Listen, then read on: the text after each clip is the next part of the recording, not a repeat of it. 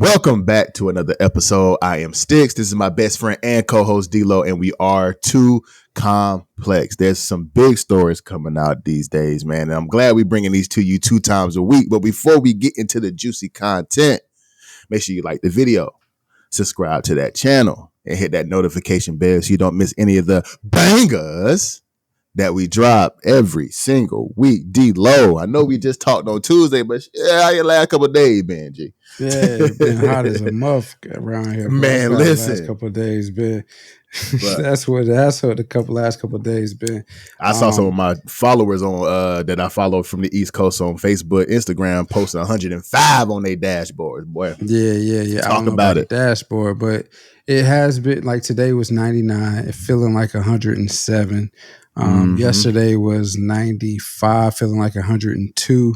It was cool. Now I will say on Tuesday it felt like early spring, and it was great. It felt really good. Out there playing golf and whatnot. So I talked about that last time, but I sucked. Yeah. But anyway, still out there playing. It felt good on Tuesday. Then Wednesday it was hot. Yesterday was hot. Today was hot. So, but other than that, the week since we last talked, same old, same as usual. Just chilling, spending time with the family, doing what I do. Sure. That's about it. What about you? How was your 4th, actually?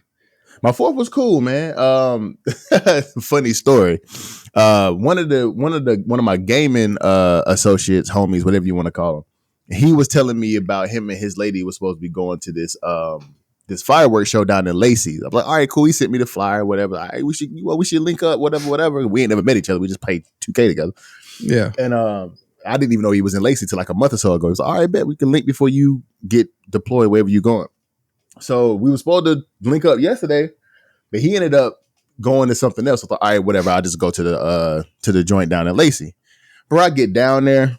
I get to the park because the park was supposed to have fireworks, live music, food trucks, and some more. Boy, I get there, ain't nothing out there. Huh? Because it was supposed to go from 4 o'clock to 11 p.m. And of course, they was going to shoot the fireworks off at like 10:30, whatever. Yeah. Bro, I get there, ain't no food trucks, ain't no live music. It's like random people out there just kind of chilling, doing their own thing for the 4th of July, grilling out because they got grills and stuff at the park, whatever. Bro, I go back and I look at the flyer. The flyer say July 3rd. Okay, I was about to say, how did that happen?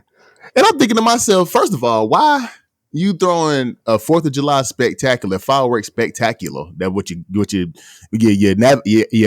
advertise it as on the 3rd, first of all, that's not even the 4th of July. And then secondly, how the hell did I miss that? Because it was clear as day on the flyer. And as I was driving away from the park, I started seeing like banners all over the city, advertisements. I'm like, I wasn't paying no attention, bro. That's all it was. I just wasn't paying attention. Nah, but it's to be expected though, right? Well, you would think it's to be expected. If you're having something for the 4th of July, everybody's typically off on the 4th of July. It would be held on the 4th of July, not the day before. So I don't think I probably would have did the same thing and assumed that they're having something for the 4th of July. It's going to be on the day on the 4th that the celebration is supposed to be, or the holiday is. So I don't know. Exactly. So I ended up because I'm trying to get close to the Tacoma Chamber for small businesses because, I do insurance or whatever. So I'm trying to get close to the Tacoma Chamber. So I ended up going to that golf course I was telling you about. Yeah. And I was like, okay, let me go see because they got a nice view. They got like waterfront. They got like they got a couple of islands out there. So I went there around like 9 o'clock. I was like, okay, the sunset going over it was nice, bro. So they ended up, people that lived on the islands was popping fireworks off. And then at 10:30, the Tacoma Chamber ended up popping off fireworks too. So it was pretty dope. It was pretty dope. So I ended up doing that. But other than that, it was pretty low key. I just kind of chilled yesterday up until about 7 o'clock when I went down to Lacey and made that mistake. And then came back up and ended up catching that just off a whim. I was like, let me go see if they doing something. And they ended up being something out there. So it was pretty dope. But other than that, same old shit, man. 4th of July was cool today, which is another work day. And now we bringing y'all this content again, man. So that's what we here for. Yes, sir. You dig? But jump into the content today, man. Kendrick Lamar, bro, is trying to in my own words, in my opinion, trying to ether our boy OVO Drake, bro. He's trying to ether the kid, man. And he finally put out a video for Not Like Us. After he did the Juneteenth pop-up show where everybody came out there, you know what I'm saying, walking on stage and dancing to the song and, you know, jamming. He played the song 7 times back to back to back to back to back, and he was going crazy. He finally dropped the video. And the video, to me, was a banger. So, I mean, D-Lo, what you think about the video, man? What you think why you think he trying to fry your boy Drake like this, or our boy Drake like that? Well, I think, first off, I think the video was funny with everything, all the little subliminals that, well, I guess they're not even subliminals. We know who he's talking about. We know what he's trying to do. But sure. With all the different scenes and cuts and jabs that he threw in there, I thought it was funny. I feel like he's trying to do Drake the way he's doing it, because Drake really thought he was untouchable. For sure. If we're being honest, even though Pusha T did what he did to him a few years back, he was at a point where he thought he was untouchable. Nobody was going to really mess with him anymore, and he was really baiting Kendrick to come out and do what he did. And I mean, I don't view Drake any differently, but he really took an L on this one. But I thought the video was funny. First off, releasing the video on the 4th of July and then having the pop-out show on Juneteenth. So the two holidays where, you know, one is for the freedom of blacks, which is Juneteenth, and then the other one is for the freedom of America. And he's that subliminal right there. Colonizer, right. The subliminals of colonizer and whatnot. Sure. And then him doing the push-ups on the cinder blocks. On the cinder blocks. Taking a shot at Drake for the push-up song. So he was giving the push-ups, giving 50. I don't know if he did 50 or not though, but I don't know if Drake did have a song called he did a lot. Give Me 50. Yeah. And then also him whopping the OVO, the owl pinata was hilarious. Whop. That was hilarious. That was funny. I think the one that a lot of people may have missed, but I don't know, is him doing the hopscotch on the A minor part. Yeah, I saw that. I caught that. That's crazy. That's crazy. For sure. But the part that's like checkmate is the part where he says it's all about the family matters, and he got Wit, his wife, and his kids dancing around in the wherever they were. I don't know where it was. Assume it's their living room, but who knows? Right. Who knows? But then, you know, Drake was saying like Wit is not with Kendrick. She's living somewhere in LA while Kendrick's in New York, so on and so forth. And like they not seeing eye to eye, you know. But lo and behold, she's right there by his side the whole time.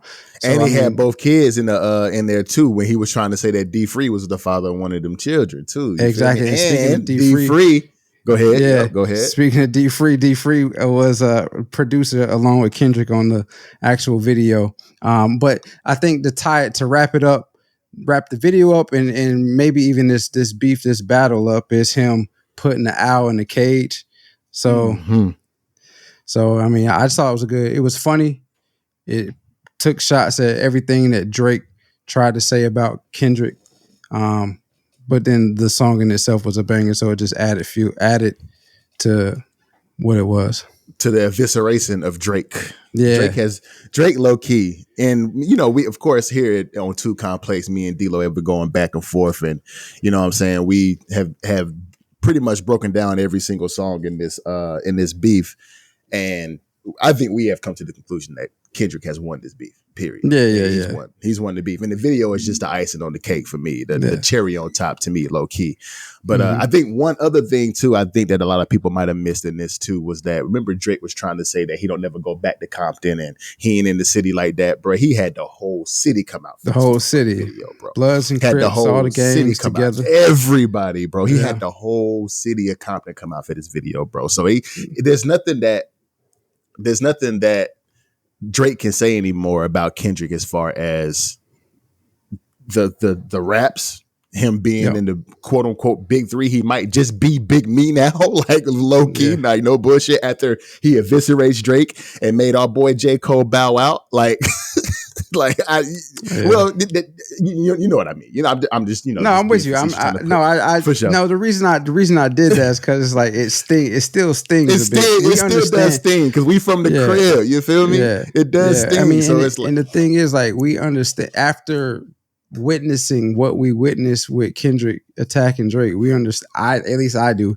Maybe other fans won't, but I understand why he was like decided to not even partake in this beef for sure. And I can agree with him. I will hope to one day get him on the show and ask him these questions. I don't even know if he'll answer them, but I want to get him on the show and answer these questions. Yeah.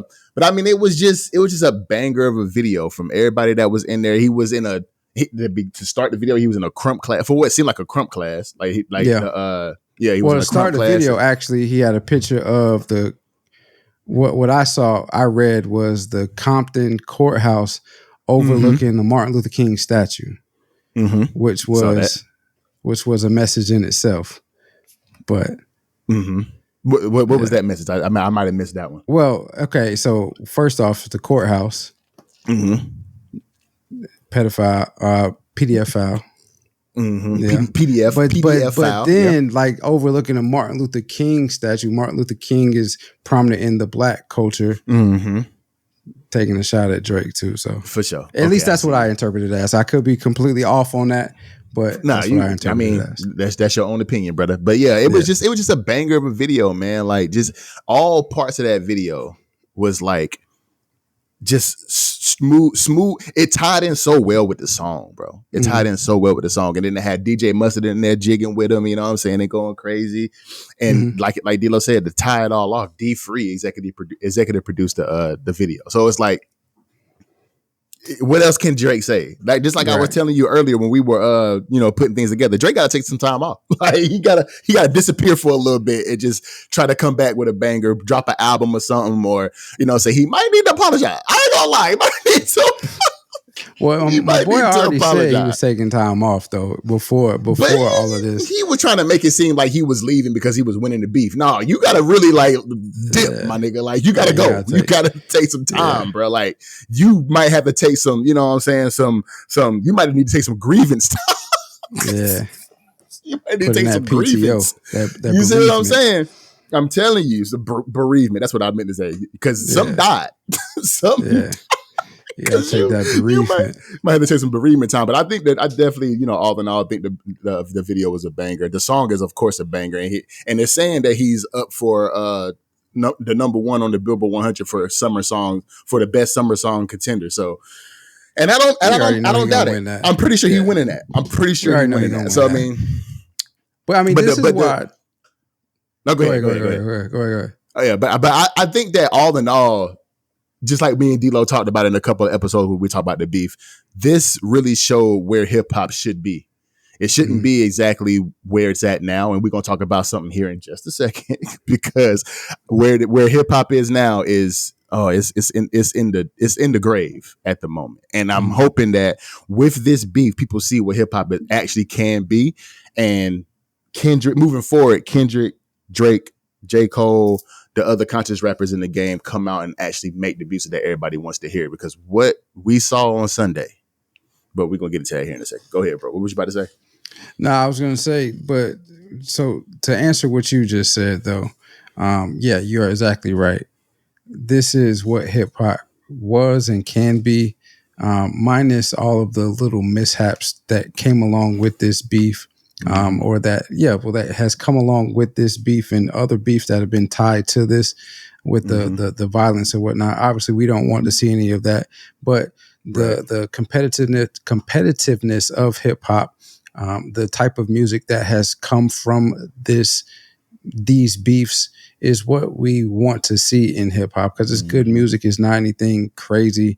It's not anything that talking about a bunch of doing drugs and all of that stuff, or taking somebody's chick and whatnot. Even though Drake was saying that somebody else took, but you know what I'm saying, course, and of course Kendrick was saying that Drake was on Ozempic and all this other stuff. But yeah.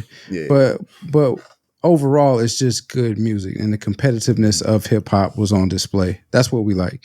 But what I wanted to say was this overall composition of work that Kendrick put together is why people consider him one of the great artists of this era, because he gives it to you all. He puts everything on full display, not just the music. He also gives you the visuals. He also puts the whole concept in motion to tie it all together to really make you feel what he is trying to portray. So he gave you Not Like Us, but then he gives you the visuals, and he just ties everything together. He lets you think one thing, as we saw where Drake was just continuing to say that him and his fiance weren't together, whatnot. And very well could be the truth, but as of right now, it doesn't seem like what Drake was saying was the truth, with everything that we saw in the video, including his wife, his kids, and then the person that he said he was having issues with Dave Free. But he lets you believe one thing, but then the whole concept comes together and you actually see, oh, okay, the artistry on display. So I think this is exactly why people hold those that do like Kendrick and understand the work that he puts together. That's why they hold him in high regards. I agree with you, bro. I mean, I enjoyed the beef.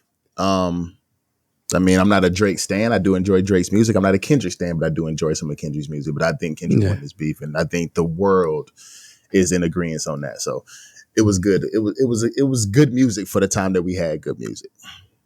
Yeah. All right, man. So sticking with hip hop, sticking with Black culture, sticking with just, I don't know, just sticking in the genre period. So Sunday, the BET Awards were held in Los Angeles, and why are you looking like that, man? Why are you looking like that? Go ahead and intro, bro. Just go ahead. So the BET Awards were held in Los Angeles, and there have been a lot has been said about the BET Awards in recent years, and the question that I don't really have much to say about it because I haven't watched it in quite some time, but you feel like the BET Awards are deteriorating right in front of our eyes. So, Sticks, how do you feel about what you saw, what you heard about on Sunday with the BET Awards, and do you feel like the BET Awards are truly deteriorating right in front of our eyes?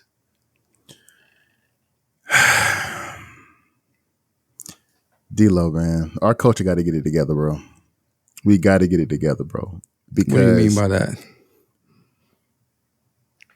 First of all, I think this might have been, some people in the comment section, correct me if I'm wrong, this may have been the first BET Awards that was literally ran by all women. Number one, not saying that that's a bad thing. Women, before y'all get in the comment section and kill me, not saying that that's a bad thing. But I've been on record on this podcast saying how y'all's music, the Sexy Reds, the Lottos, the Megans, the Cardis, the what's the Glorrillas of the world, all of them are ruining rap music. We had a topic, we had a segment on this podcast about if J. Cole, Kendrick, and Drake were to retire today, who can carry the torch? It's none of these motherfuckers that was on display in this BET Awards on Sunday. Not a single one of them. And it just, from start to finish, it was degeneracy, bro. And I haven't watched too many award shows in a long time. And I didn't watch this one. But throughout the entire week, I have seen different YouTube videos and talking points on talk shows, how the award show, the BET Awards in particular, is not like it used to be. You don't see the stuff that you saw at the BET Awards, at the Grammys, at the Oscars, at the rock and roll, the rock and roll, whatever their award show is. You don't see this stuff, but you got women walking the red carpet, taking videos, basically butt naked. Our women, women of our culture, of Black culture. You got Sexy Red twerking and throwing money on the red carpet. You got Sexy Red twerking and throwing money in the audience. You got fucking the thing that bothered me the most was they basically censored all of Usher's speech whenever he accepted the Lifetime Achievement Award. But whenever fucking what's the girl name? I don't even know that. I'm drawing blanks now because it's pissing me off. But whenever all of these women are performing, there's no censorship because they got their ass out, they got their titties out, they twerking, they talking about F my baby daddy, they doing all of this degenerate ass music. But whenever a man accepts an award, he gets his whole most of his fucking speech is bleeped out because of things that he's saying. Now, mind you, if he cussing on national TV, he should be bleeped out. But things that he's saying is not worse than the things that is appearing on your screen in front of your eyes. Like, it just, to me, it's just like my daughter is 16 years old. Your daughter, I always get her age wrong, but 9, right? Niecy's 9, right? 8. Okay. About to be 9, basically. About to be 9. Right. Probably 18. A 16, not going on 18. Yeah. But my daughter about to be 17 years old in a couple of months. Your daughter's about to be 9 years old in a few months. That's what is portrayed on this video, on this TV screen, is not what I want my daughter to be, and it's not what I want music to consist of. It's just so degenerate, and I hate it so much that this type of music is what mainstream media is promoting and blasting it like it's good, like it's. That's why I was so appreciative of the beef, even though I don't like that type of competition in art, where it's going back and forth and trying to ruin somebody else's career and ruin somebody else's reputation. That was real hip hop that we had between Kendrick and Drake. That was real hip hop at the time that J. Cole was in the beef. That was music, bro. That was the competition. This shit that these women are talking about is ass, bro. Like, you had the whole Usher tribute was women. You couldn't find a Marion, a Chris Brown, or somebody to do a promote. Like, what are we doing, bro? Like, the sexual liberation period within music is killing Gen Z, and it's going to be bad moving forward. And I don't like what I'm seeing, bro. Like, back in the day, you would have women in nice evening gowns and blouses and pantsuits and stuff like that on the red carpet taking pictures. Now you got Young Miami with her ass and titties out on the red carpet, bro. That's what you want our kids to see? Like, I don't know, bro. I just think our community, the Black community, is ruining generations to come right now when it comes to mainstream media. I ain't talking about just us in general. When it comes to mainstream media and what is being put out to the masses, it makes us look fucked up, bro. And I hate it. I can't stand it, to be perfectly honest, bro. I just don't like this shit, bro. It makes us look like all we are is sexuality and drama. And it's annoying as fuck. But that's just my spiel, bro. I mean, y'all, people in the comments might have a different idea about it. Hopefully this starts a conversation. But what I saw at the BET Awards, just looking at clips and the stuff that Taraji P. Henson was talking about, she had Kamala Harris come on in a little segment, because of course the whole theme of the BET Awards was not like us because of Kendrick. So she had mixed race people screaming not like us, but the theme in Kendrick's song was that he was mixed race and he was white and he not like us. But you got Kamala Harris, who's half Asian. You got Lotto up there, who's half white. You got what's the little light-skinned redhead girl name? Why do I always forget her name? I don't know. The one that's always twerking on to Ice Spice, that's not full Black. Cardi B, that's not full Black. Like, all these not like us motherfuckers up here saying not like us. But you got Taraji out here doing it was just, the BET Awards this year was just a disaster to me. And I'm not one that watches award shows, but when it comes to our culture, bro, we have to do better, dog. It just was annoying as fuck to me, bro. What did you think whenever you researched it? Because I know you probably didn't watch it either, but I know I did not watch it and didn't go into any depth as you did. I feel like you felt how you felt about it. I feel like our awards have been deteriorating ever since the big names stopped going to it. And like they trying to do everything that they can to draw them back to it. but it's just not. It's just This ain't not gonna do it. connecting. Oh, my bad. Yeah, bro. we have stopped supporting to some degree. We have stopped supporting the BET Awards for whatever reason it is. Like I said, I haven't watched it in quite some time. I used to even know, like, it's always around my birthday. I know that, but for whatever reason this year, I did not. It didn't dawn on me that the BET Awards were coming up because I haven't watched them in so long. So I feel like, you made a statement earlier in the week about it where you said it used to be where all generations could watch the BET Awards and get something out of it.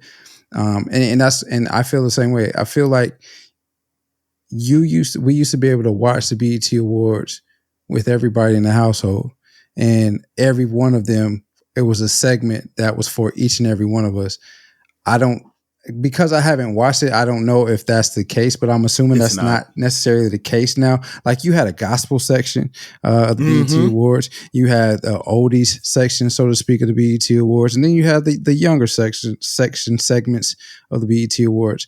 So, I mean, I just feel like they've gone away from that, and they're just going to what's mainstream right now. And from the sound of what you said, it's like they are fully taking on the what ifs scenario. So, like, what if the J. Cole's, the Kendricks, or those type of artists? I keep do that. I do that every time. I don't know why. Those type of artists are no longer there. What can we latch on to, or what are the younger generations listening to, and not worrying about anybody else? And so this is what we have. But I have a question, because, we are starting to get older. Mm-hmm. Is it really the BET Awards are deteriorating, or is it just us maturing to the fact where that type of stuff doesn't really arouse our interest or pique our interest anymore? I think it's a little bit of both. I would say 75-25, and the 75% is deterioration. I think it's because it kind of goes back to the conversation we had on Tuesday about the NIL. Social media is fucking everything up, bro. And like you said just a second ago, and whenever you were talking, they latch on to what's hot, and what's hot is in social media, or what this generation is in now is in social media. Just like whenever that whole thing with Keith Lee, he's a social media influencer. He does his food reviews. That whole thing that happened with him, that's why they had to move him from his actual seat to that seat so Taraji could interact with him, and she didn't even know who the fuck he was. But it was, and that's a whole nother story within itself. But it's more so deterioration than it is us just growing up and growing out of what we feel like.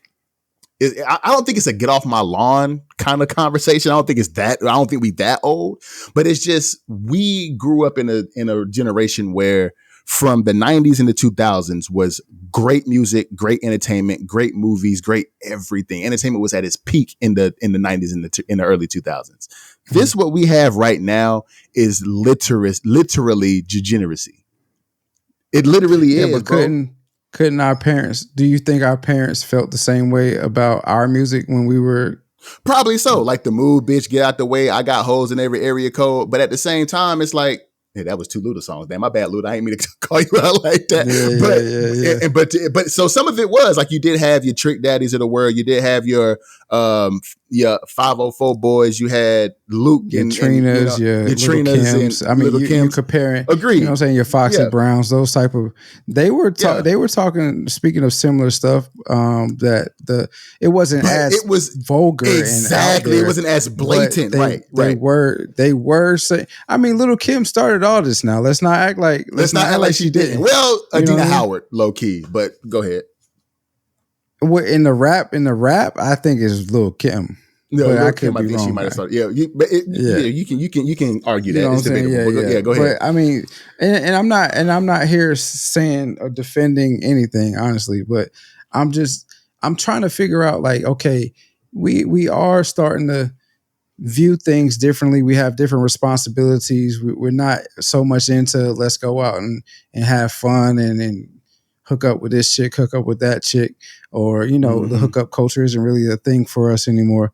But that's what the young crowd is doing right now. Especially they just came out of COVID where everybody was locked down. So I mean, you know what I mean? It's just I don't know. I I'm always want to give us the benefit of the doubt, especially us, right? We deal with enough as it is. And I don't want to take shots at our people unnecessarily, but I do want to hold them accountable. So you mentioned everything you mentioned was a shock to me, but I can see it. Or I can definitely see it happening at the BET Awards.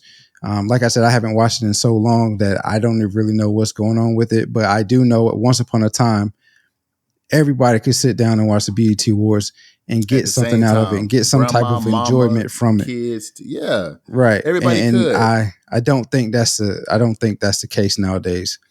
Because it got to a point where the BET had two separate awards for the culture. They had the BET Awards and they had the BET Hip Hop Specific Awards. And I don't think they no longer have the Hip Hop Awards anymore. And so the BET Awards is just strictly basically the Hip Hop Awards. And so, yeah. It's just and you know what? And I hold our culture to such a high esteem, bro.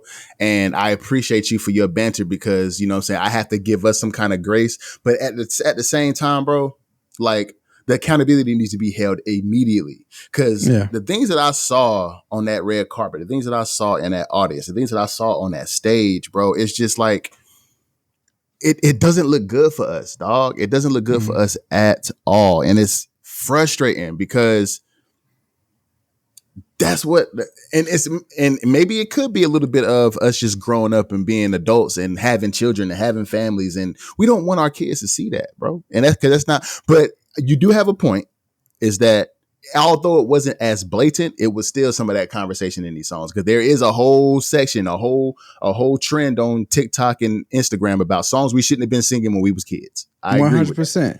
You had Kaya talking about my neck and my back, and my crack. You had Lil' Kim T-shirt and panties on. You had meeting in my bedroom. You had a lot of different songs that we grew up on that we shouldn't have been singing. Pretty but Ricky it wasn't with they songs. And, it's 5 in the morning. Yeah. I still listen to that song to this day. But listen, but it wasn't. But all of that wasn't. Didn't start it. But all of that wasn't my pussy pink booty hole brown either though. Like at least it was more clever. At least it was subliminal. At least it was more subliminal. At least it was more clever. At least it was more hidden within lyrics. Now it's just, you know what I'm saying? Like that penmanship ain't there no more. They just got to come out and say it. And all the girls, all the body positivity girls is out here eating it up. So I mean, you gotta think about it too, though. You gotta think about it too, though. Like technology has, in my opinion, has made the generations as we go on a lot, the attention span isn't quite there anymore. The educational level for most isn't quite there anymore. So you can't be clever with it. You just gotta put it straight out there so people can grasp what you're saying and latch on to the music. I mean, music has always been this way. Back in the day, the Osley brothers, the OJs and all that, they used to talk about stuff like this too. Because I remember, I listen to oldies all the time. Me too. And so, and now that I'm really conscious of what is going on and what people are saying, I be calling my dad all the time like, bro, y'all was nasty, man. Y'all was really nasty. And he every time, what's up, pops? But every time, like, they used to. That's what they were talking about. Yeah, they used to talk about some things in them songs, young blood. Yeah. So I mean, it just as time has gone on, music specifically has gotten a lot more vulgar, just because nothing's new under the sun. You hear that all the time. It's just it comes out in different iterations. And this is where we at right now in the iteration of music. It's fresh. Well, I can let's reel it in a little bit then, because I can understand having this conversation. I can understand the music, but what do you say about the attire on the red carpet? What's going on in the crowd? Like, it's just the visual to me is just bad, bro. I just can't get with it, dog. Like people are wearing lingerie to award shows. Yeah, but we can't just say specifically that it's black culture that is that way, because D-Lo, we were literally talking. Hold on now, because wait. We literally talked about Sierra wearing something see-through to an award show earlier or late last year. Sierra's black. Okay, and she was a part of a group of women not black that did that. Okay, let me rebuttal that point. That was also the theme of a gala. But what are we saying though? Was it an award show? Was it not? No, it was a gala. She also did it at an award show. But that's the point that I'm making. That's the point that I'm making. What are you saying?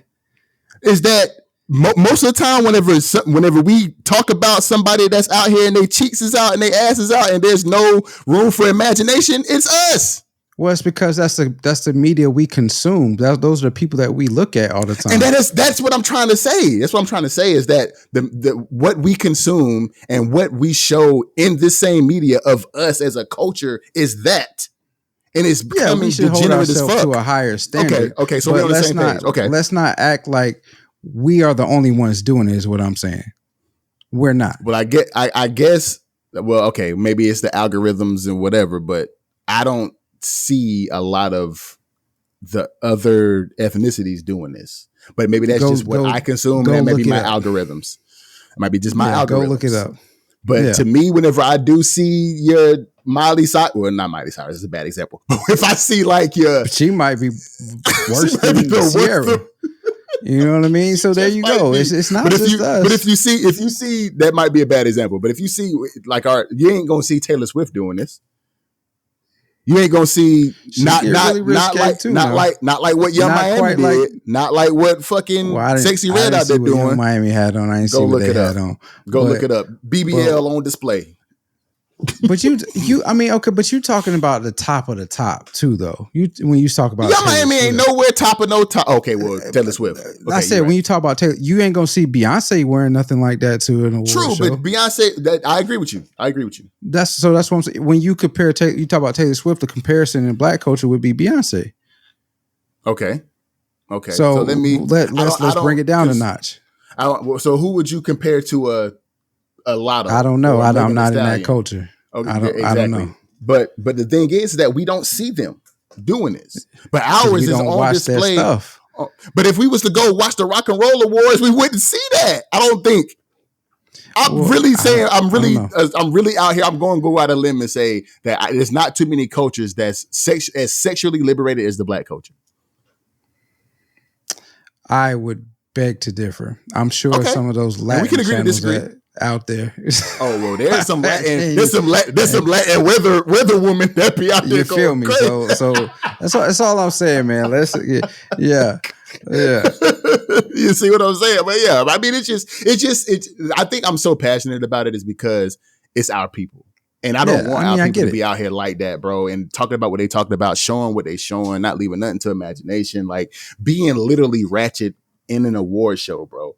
Like on the red carpet throwing money in the stage throwing. I just can't stand that Roach girl, bro. I don't care what y'all say. I cannot stand Sexy Red. She makes my balls itch, bro. I can't stand that damn girl, dog. Every time I see her, I cringe. It's like her and Sukihana, I cringe every time I see them. But they're the ones that's running the game right now, and y'all did it. Y'all did it. Let them have it then. Let them have it, bro. I can't stand it. It's just so annoying to me. Anyway.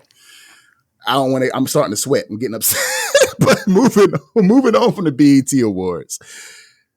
Ryan Garcia is in trouble again, bro. He got suspended earlier this year for a year for performance enhancing amidst his fight with Devin Haney. But now he's in trouble again for going on live on social media, saying some disturbing statements about being anti-black. He is the if you know what that means. I don't know if I can say that on YouTube, but just saying a lot of. I don't even know what you was getting at. The white hood folk, talking about that. He said that on Twitter. Oh, I got you. The white hood folk. You see what I'm saying? You know what I'm talking about? Anti-black white hood. You should be able to put that together. I got you. You know what I'm saying? Just things he said about the Muslim community, you know, a lot of different things that he was saying on live that now he is in trouble with the WBC, saying that he's being expelled from their organization. D-Lo, how do you feel about what Ryan Garcia is going through right now, man? Because he's had a lot of run-ins with the media here recently over the past, I would say, year or so that's been disturbing. So what you think going on with Ryan Garcia, bro? I don't know what's going on with Ryan Garcia, but I do recall saying earlier this week in the previous podcast that, you know, when people get a little taste of success early, it either makes them complacent and shows the true person that they are, or that taste puts a drive in them. I think Ryan Garcia is at that phase where he's pretty much complacent. And now he's just being whoever Ryan Garcia is. His parents came out and said that he wasn't raised to be this way. And it very well may be the case that they may not raise him to be that way, but it's just who he became and who he was. And, you work to get to a certain point in your life. You work to achieve something in your life. But then when you get it, it's like, what else is there to do? Some people find other things to drive them to get to another level, a level higher than where they currently are. And some people just say, okay, I did what I set out to do. Now let me enjoy the fruits of my labor. So I, in my opinion, I feel like this is where Ryan is. He's enjoying the fruits of his labor, of what he's sacrificed up until this point in his life. And now he's here. The true Ryan Garcia is coming out. Now, he has also said he has some mental health challenges that he's dealing with. I've also said that we will see this happen quite more in the coming years. People will do things out of character or in character, however you want to look at it, and then blame it on mental illness or mental health issues as a scapegoat to get out of it. As far as everything that he said on live, I try not to, and people can come for me for this stance, but I try not to get too emotionally in outrage for people using the N-word, people outside of the black race using the N-word any longer, because what I am finding is it is now used as a way to get us emotionally and physically outraged to do something physically harmful to them so that they can play victim later on. But for Ryan, to hear it come from Ryan is a bit discouraging, especially being who he is. And you would like to think, because of his ethnicity, because of his race, that he understands the things that Black Americans go through, but apparently not. So he's been in a free fall the last couple of years. Like I mentioned, he said he's had some mental health issues going on. He's dealing with substance abuse, but I mean, I don't know what's going on with him, man, but he needs to get some help. He definitely need to get some help. I mean, I think boxing would be second when it comes to I don't want to use that excuse though, because that's what we've been talking about in the podcast for a while, is that I don't want to use like a CTE or mental health as an excuse for people just doing wrong shit that they need to be held accountable for. Now, because I know that you said when we were talking about Antonio Brown, this is just who Antonio Brown has always been. It's just finally coming out now. It ain't got nothing to do with CTE. This is just him, which I do think he may have some slight case of CTE. Maybe Ryan Garcia does too. And maybe that could alter the way he processes his thoughts, and opposed to being logical, he might think a little bit more rational. Now, who knows how CTE works? I don't have it. D-Lo don't have it. So who knows? But it's just, it is discouraging, man, because Ryan Garcia was a promising, it is still, I don't know. It didn't say whether or not the WBC was indefinitely expelling him. It did, but it also didn't give a timeline on when he can come back either. So who knows in that standpoint?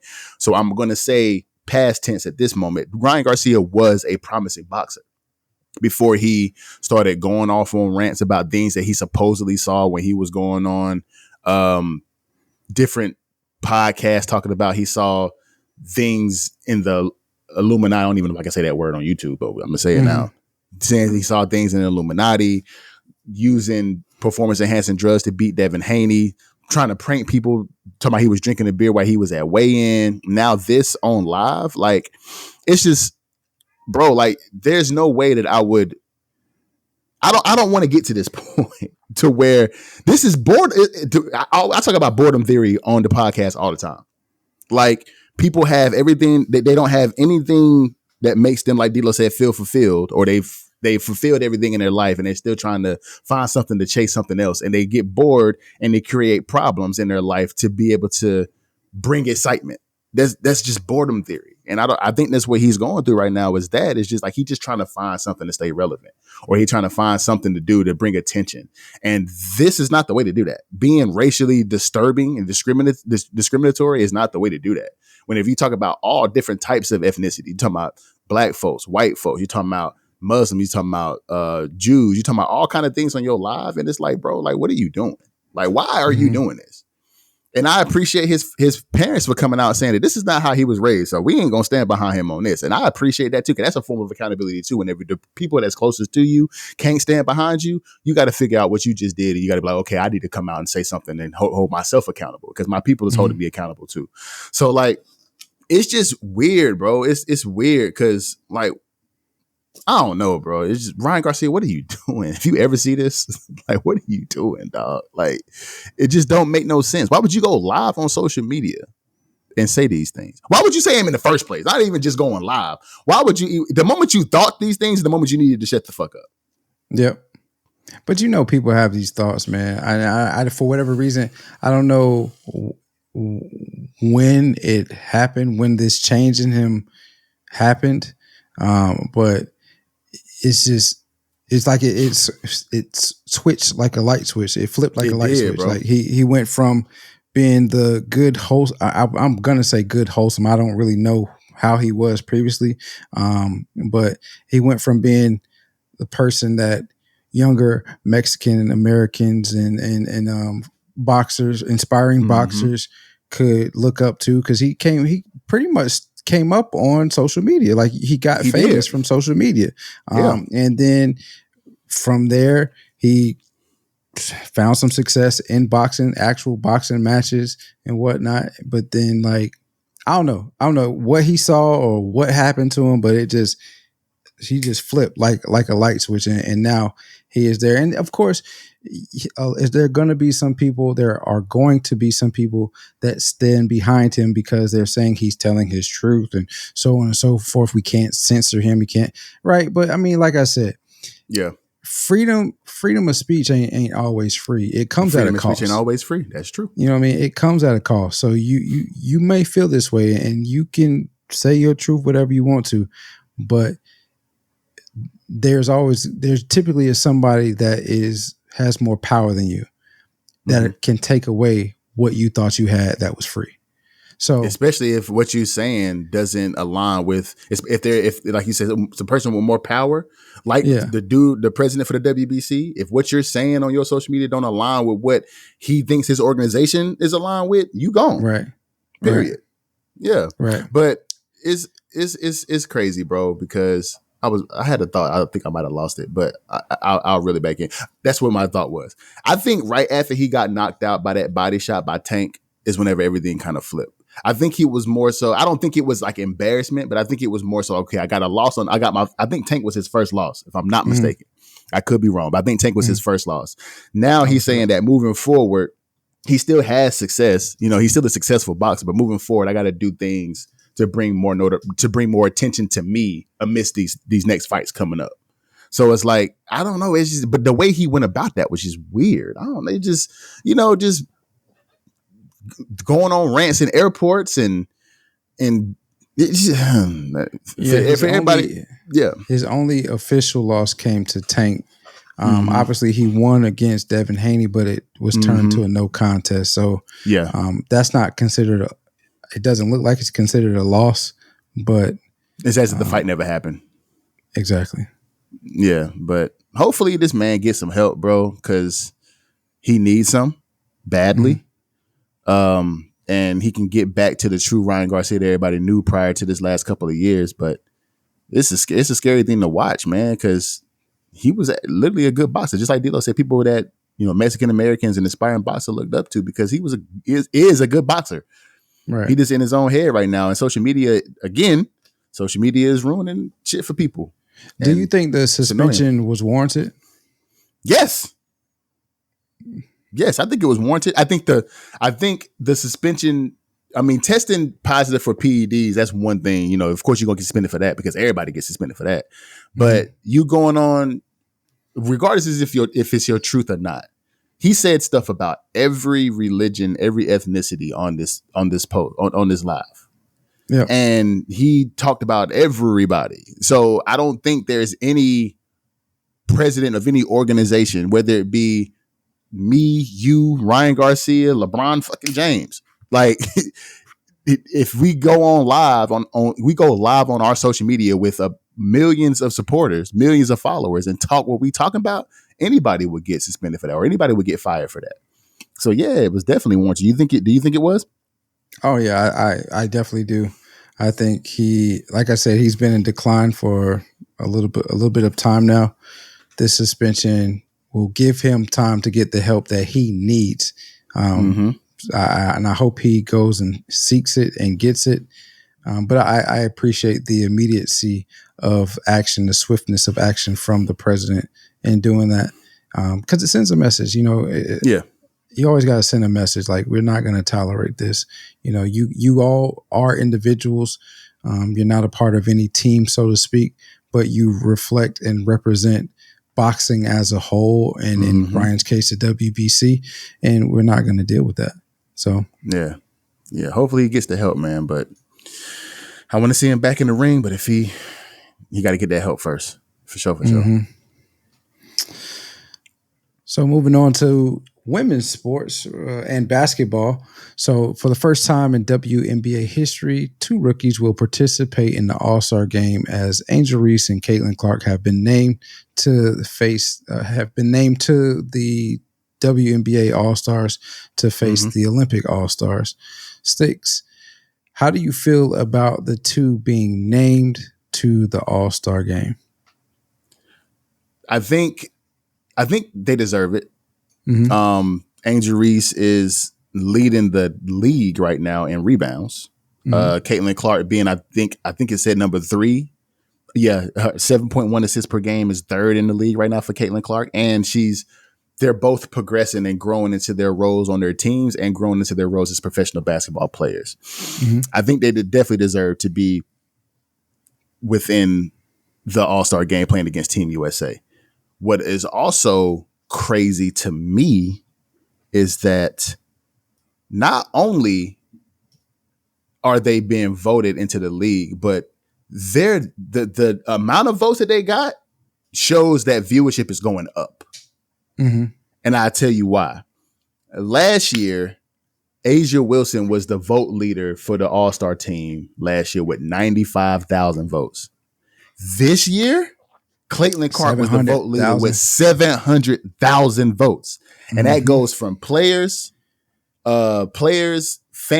What else is it? I gotta go look. Coaches. Look. Players, fans, and coaches. Media. Fan, player, media, and coaches. Yeah. So that right there in itself shows that viewership for them is up. Because if 95,000 votes was the most last year, and you got almost just about 8 times that this year, that viewership is going up. So that's another that could be another reason why Caitlin Clark and Angel Reese deserve to be on this platform, because they are driving viewership. And I think everyone knows that. And I think that's the reason why people were so up in arms about Caitlin Clark not being on the All-Star team, because they know that she's going to drive viewership. Team. That's what I meant to say. Olympic team, correct. That's what I meant to say. They know that she's going to drive viewership, and that's what the league needs to be able to be profitable, to be able to do what for them? Give them more percentage of revenue share to do what? Give them more contract money. So it's like, why wouldn't you use even Angel Reese in her own way? You know what I'm saying? She's playing the villain role in the WNBA right now, which is kind of weird, but I think she's always been that role, even when she was in LSU. But even with Angel Reese, you know what I'm saying? She is driving viewership too. You know what I'm saying? Going back to whenever they had those two epic games, whenever they were in March Madness. You know, the first year when Angel beat her, and the second, and then this past year, whenever when Caitlin Clark came out on top and went to the national championship. Like it's one of those things where you have to, in a business sense, you have to capitalize off of what's going to make you money. You have to capitalize off that, and that's business all across the country, all across the world. They have to capitalize off that. What's going to make you money? But it's good to see, bro. It's good to see because they deserve to be there. Number one, and number two, it's going to drive viewership. And I think this is going to give Caitlin Clark a chance to show Team USA what they missed because. You know, I know they're not gonna take it easy on her. They ain't took it easy on her all year, but she's gonna be able to go out there and show like, look, this is what y'all been missing. This is what y'all missing going into Paris this year, and she's gonna be able to put on a show. You feel like they deserve to be there? I thought it was to be expected. True for those two, especially to be a part of the All-Star festivities for the WNBA.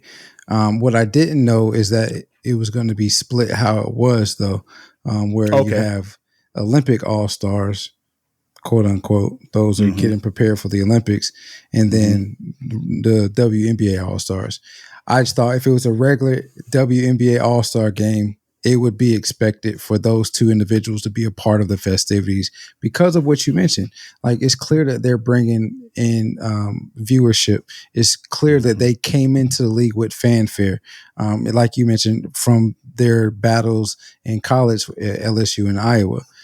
So if it came down to fans voting them in, you knew, especially Caitlin Clark, with the fanfare that she came into, that she was a shoo-in for the All-Star game, in my 100%. And then so realistically, for me, it's not a surprise for either one of them to be a part of it. Angel is playing the villain, and she's playing it very well. She is. It's not warranted, but.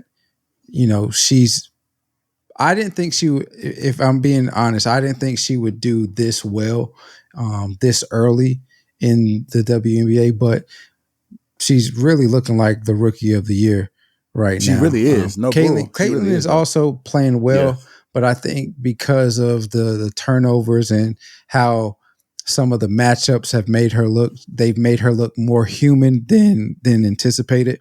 Like, she doesn't look unstoppable and untouchable like she did at Iowa. Like, she can be guarded. That she does have some weaknesses to her game, but it's not blaring like people are trying to say it is. The naysayers are trying to say she's still playing well, and a lot of the turnovers that she has isn't really her fault. But because of that, because of the shooting, because of, you know, the defense that's being played on her, the matchups and the physicality that she's been facing this year, it makes her look more human than she has in the past. But let me ask you this.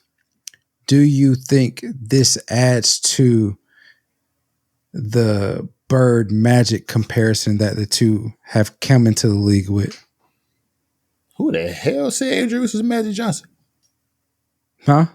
Who the hell said Andrew was Magic Johnson? It's been said multiple times. Well, I guess in the, because Magic Johnson actually said it too, I think, didn't he? He went on the interview and said that they look like Birdie. Okay, I do remember that, but I don't think it's definitely not comparing game. Maybe with Caitlin. No, it's not comparing game, but it's comparing the way they changed the landscape of the league. Yeah. Okay. Yeah. I think honestly, it's a very, very good comparison. Honestly, it's a very, very good comparison to say that this period in time and what they're doing for the WNBA is very, very comparative to what Magic and Larry did when they came in. Because Larry came in the year before Magic, if I'm not mistaken, or they came in the same draft.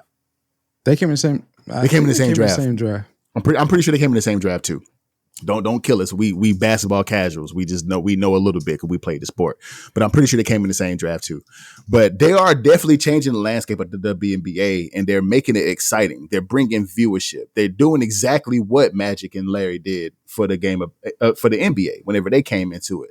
So I think it's a really, really good comparison. Now, my question to you would be: do you think? Did you find it? Let's see. I'm pretty sure they came in the same year. I'm pretty sure. I think Magic came first. Magic came first. Okay, I thought if they didn't come the same time, I thought Larry came before he did, but I've been wrong before, so they probably gonna kill me in the comments. You don't know this? You're a journalist. Goofy. But are we considered journalists? I guess at this point now. Yeah. I don't see it. I saw Magic.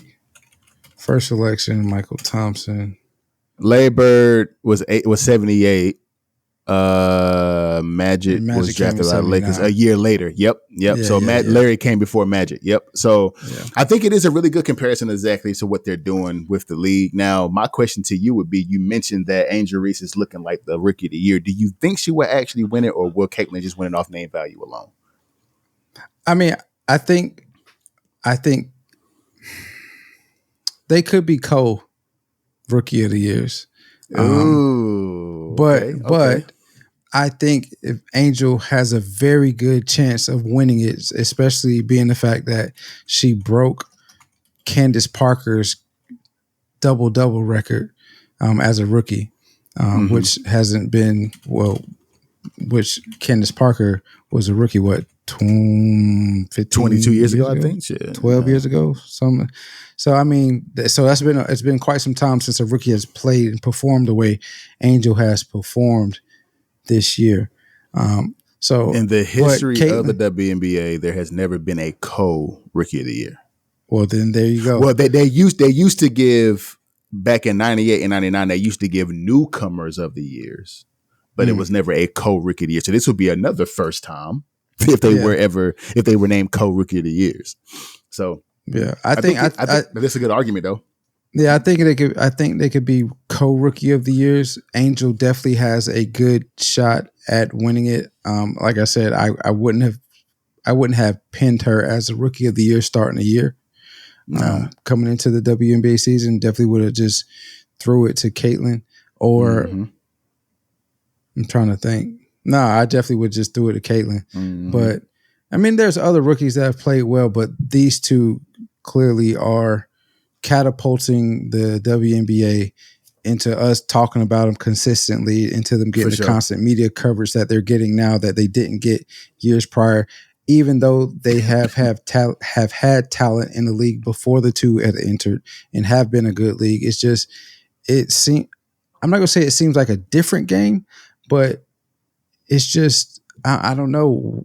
Caitlin has brought all of those Iowa fans with her to the WNBA. And Angel, like you said, has played the villain very well. To me, it really speaks to the fact how the WNBA and all of the media outlets are using this rivalry to fuel the WNBA to be what it is now and what it can be in the future. I agree. I mean, it's gonna be fun to watch. I mean, the one thing that Angel needs to work on, she needs to work on her offensive game a lot. But defensively, she's killing it. You know, she's average. She's leading the league in rebounds as a rookie, and I want to say she's up there in blocks too. But she plays defense very, very well. Like if it's one thing she does do, she plays very, very good defense. Offensively, she needs some work. But if she gets that and keeps the defense and the rebounding, Angel Reese gonna have a long, successful career, man, because she's doing a thing. She's doing a thing for sure. But keeping it into basketball, but moving on to NBA, we talked about the trade deadline on Tuesday, and how the Los Angeles Lakers have really shit the bed when it comes to the trade deadline and the moves that they have not made, or the moves or lack thereof in this trade, in this post-season trade. Now, since the Lakers didn't take the pay cut that LeBron was offering and brought somebody in, a good name, a high quality role player with the MLE, the mid-level exception contract that they could have given somebody within this trade deadline or within this trading period, he went ahead and signed a 2-year, $104 million deal, which is a max contract for him. Now, people were saying he was going to do a 3-year, but he went ahead and did a 2-year with a player option in the second year. D-Lo, what does this mean for LeBron's career moving forward? This is only a 2-year with a player option, but what does this more so mean for the Lakers, bro? Like, what's going on, bro? So it pains me to say this, but I think it means that nobody wants to play with LeBron. And he did it to himself. I hate to say it. And the reason I say that is because usually, and you still have DeMar DeRozan out there that could sign with the Lakers, but it doesn't look like he is. But usually when there is money on the table to play with LeBron, okay, I'll say this historically. It seems like when there was money on the table to have a chance to play with LeBron, have a chance to compete for championships, people were taking it. And at the last couple of years, it just hasn't been the case. Now, that also could be the fact that realistically, the window for LeBron to win championships is not realistically open anymore. It's closed. It's closed. Even with Anthony closed, Davis on the team. But you're going to have LeBron playing. He's going to play well, but being the dominant LeBron that he has been up until year 19. I mean, he did well last year. I mean, he averaged 26, 7, and 7 last year. Yeah. Well, so what I'm saying, when I say dominant, when LeBron was dominating, he could average those points, but he would just completely take over the game offensively, defensively, the mental aspect of the game. He's taking over games, the mental aspect of it, but there's a lot of times where his body doesn't seem to keep up with his mind. And he definitely goes in spurts, right? But that would go against the new juice that Kevin Garnett was saying that he was on this year. If that's the case, right? The new juice that Kevin Garnett was talking about is the fact that in year 21, he's still doing his put up the numbers that he put. But you can see, there are moments where LeBron's body just LeBron falls a lot more than he had in the past. And he don't dunk as much either, too. I mean, he just doesn't look as explosive. He doesn't look as explosive as he once was. But to get back to your question, I think it just proves that people aren't willing to take pay cuts to play with LeBron anymore, and it's his fault because of the expectation that he brings.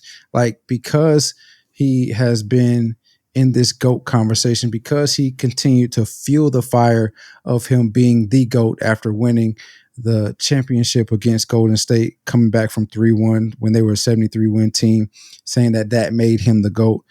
Because of all of this expectation that comes with him, now every year, because he's still behind Kobe in championships, who people consider better than him, because he's 2 championships behind Jordan, who people consider the greatest of all time, it has to be a championship year for him. And whatever team he on is going to be in the conversation for, can they win it? And if they can't, typically it's not LeBron's fault. It's that person. It's the other teammates who he was counting on's fault. And nobody wants to be a part of that. And this is where I'm taking it. Is what I'm taking it as. What do you see it as? I mean, I see it as some of that is that, you got a player in LeBron James going into year 22 has a player option for year 23. We have a organization that has not done much over the past 2-3 years when it comes to trade deadlines and trying to make the Lakers a contender right now. Go ahead. You can interject. I don't see it that way. I see every year. Go ahead. No, but the reason I say that is, interject on my point. Go ahead. I see maybe at trade deadline they don't make the moves. They just don't want to rock the boat too much. But every year they what? Rock that motherfucking shit. Well, yeah, I know, right? Yeah. But every year in the off season, they switching up the team. They never should have switched the team after they won the bubble championship. They never should have. That is they should have gave them at very least true. another chance to defend that championship. But they got rid of Kendall Caldwell Pope. No, he played. Caldwell Pope. He was not there the next year. He was in Denver that next year. Yeah, so they got rid of him. They got rid of they got rid of JaVale Dwight McGee. Howard. Now Dwight was there the next year. Oh, he was. You're right. Yeah. He was. I mean, they got rid of pieces, and then the year after that, they got rid of Dwight. They got rid of Rondo. They got rid of Kuzma. They got. Kuzma. I mean, and they brought in other people. They brought in Russ. You know what I mean? So and then the year after they brought Russ in, they got Russ out of there, saying that it was his fault that they looked the way they did. They brought in Torian, they brought in Gabe, they brought in Christian Wood. They brought in, I don't think they're. So I think because of I think because of the big contracts that both Anthony Davis and LeBron have, it makes it tough for the Lakers to pull in pieces, which is why LeBron was saying he was going to take a pay cut to bring in another viable option for them, but. I don't think like they're sitting on their hands, or as you would say, like Darvin Ham, they got their hands in their pockets.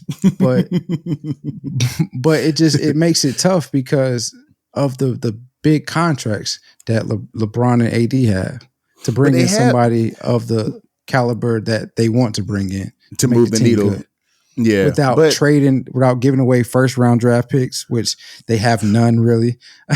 They actually have more. Well, they don't. They actually have more trade capital than you think. They just don't have any player capital, and that's because whenever you think about the Lakers, they have a lot of pieces on that team that I don't think a lot of other teams won't. I don't think nobody wants injured Gabe Vincent. I don't think nobody wants a vet minimum Christian Wood. I don't think nobody wants an injured Jared Vanderbilt. I don't think nobody wants I don't think nobody wants these players because they would have to package these guys in to get somebody like a Clay or like a PG or like a Jonas Valanciunas or somebody like that was out there that would make the team better, but nobody's taking those players. They would have to add in more of that draft capital other than the players to get those people. But in order to make but they really didn't have to do much of that because LeBron was trying to say, okay, you got $20 million. You got $20 million, a year that you can put into somebody but they didn't even, the people that were out there that could make that's like we talked about on Tuesday, that could make the team better wasn't going to cost you $20 million a year. Valanciunas went for $10 million. You know what I'm saying? You could have gave Valanciunas 13, 15 and he would have came to and you still would have been under the cap space. You still would have been under that second apron as far as like what the luxury tax is now. And you still could have put somebody else on a vet minimum, but they didn't do that. I think this is what I think with LA right now. I'm not going to say the perception that nobody wants to play with LeBron is definitely out there. I don't think that's true, but I had to say it because that is the perception. Yeah. But what I think the real issue with LA and with LeBron now signing the max contract is they had their hopes on getting like a big name player, the Donovan Mitchell type players. Okay. And when Donovan Mitchell signed back with Cleveland, they didn't have a plan B. They just assumed like, he's going to. Well, with the Lakers, he's going to want to come anyway. Exactly. Play with LeBron, play with AD, have a chance to win a championship. And the keys will be handed over to him and AD when LeBron rides off to the sunset. But it didn't happen that way. They also probably thought they would have a better. I'm just sorry. I can't get behind the JJ Redick.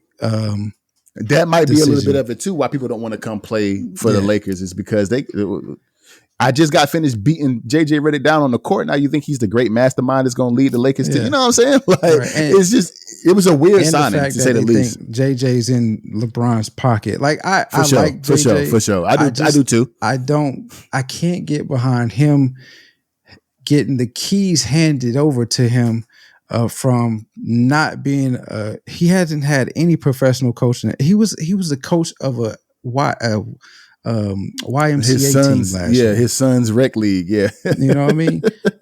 But a year later, he's the head coach of one of the most historic franchises in all of sports. Come on, man. Like, I just can't get behind that. That's kind of crazy. Is that we talk about nepotism?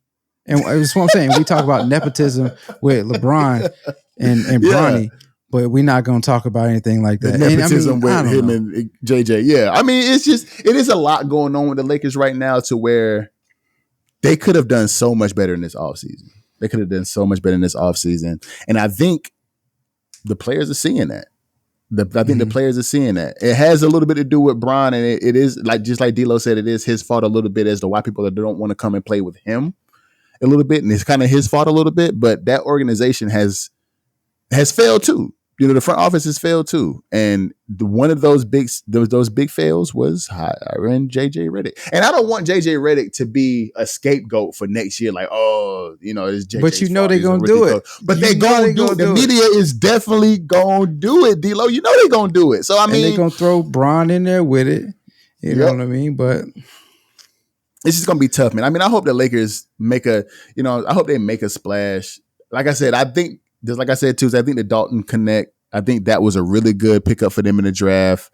I think, being able to have him along with some of those pieces, because he is going to be able to stretch the floor. Hopefully, Austin Reeves has a breakout year to where he can cement himself as the ball handler, the point guard of this team. And AD stays healthy and they go crazy. And he's doesn't need to be playing center, as we said on Tuesday, but he's the center of this team, and he's going to be able to effectively take the torch from LeBron and move forward whenever LeBron rides off into the sunset. And I'm not a Laker fan. I don't want y'all to think I'm a Laker fan. I'm a LeBron fan. I'm a fan of whoever he plays for. I'm a fan of players, not teams. But it's like, since I'm a LeBron fan, I have to talk about this as if I am a fan and say that they are fucking up. And LeBron went ahead and took that max contract. Now they ain't got too much money to do nothing else in free agency as it goes on going towards the deadline. So, and it just gave Bronny a guaranteed 3-year contract. I think that he's going to be spending most of his time in the G League anyway, from what some of the reports said. But he just really got, as a 55th pick, got a 4-year contract with like $4 million guaranteed. I don't think there's been any 55th pick in the league that has gotten that. So you giving Bronny basketball money. Contracts are guaranteed. So if he signs something, well, you're right. I don't think I've ever seen that. But I think the most recent 55th pick that got guaranteed money was like $75,000. Oh, he got not $4 million. So, hey, you know what I'm saying? That's pushing you towards that second tier of the apron right there. Just giving him $4 million. Like, what are you doing, bro? Come on. Like, but hey, man, listen, we're gonna see what happens going throughout the year with the Lakers, man. And hopefully they'll be able to bring somebody notable in before the deadline is over for this trade, but for the trade deadline. But who knows? I mean, DeMar DeRozan was in the Not Like Us video. We better hope he gets those bubblies and those feel goods from being in that video, saying, "Oh man, I can be a hometown legend. I just want to go to LA and play." But he tried to do that though. That's the thing. He tried to do that when he was leaving Toronto and over the Spurs. It's Toronto or the Spurs. One of the two. Might have been the Spurs. Yeah, and he was like, I was ready to go and play for money, a lot less money. We could have figured it out later, and they went and got Russ. So maybe he might be like, nah, I tried that before. They looked over me. So, but we can only hope, right? We can only hope. That's a fact. My boy Sticks, episode 69 in the books. That freaky Deaky episode in the books, huh? He a 69 God. Big ass nigga. Freaky ass nigga here, 69 God. Hey, run for your life. Yeah. Yeah. It's in the books, man. But listen, thanks for tuning in to Too Complex. Remember that life is short and oftentimes complex, but when it becomes too complex, don't be afraid to lean on those that you love to help you find simplicity and balance in life. Stay prayed up in this crazy world. A few requests thrown above can return you peace and sanity. Thanks for loving us and supporting this podcast. It means the world to us. We're sending our love right back to you. Don't forget to subscribe on whatever podcast platform that you listen to. And also follow us on all of your social media platforms. That's YouTube, Instagram, Threads, and TikTok. And as always, if it ain't too complex, it ain't complex at all. Until next time, we will see you when we see you. Salute.